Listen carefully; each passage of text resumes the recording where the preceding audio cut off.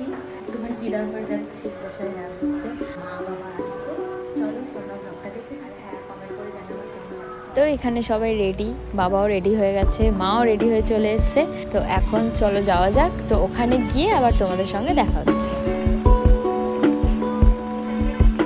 আর এই যে হচ্ছে সেই পুচকু, তার জন্য আমাদের এখানে আসা।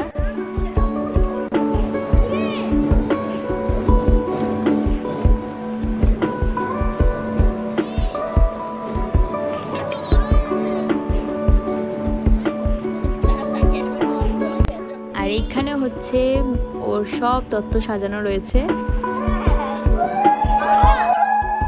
এখন সবাই যাচ্ছিল হচ্ছে, যেহেতু ওকে স্নান করানো হবে, তো সেটার জন্যই জল তুলতে যাওয়া হচ্ছিল এখানে।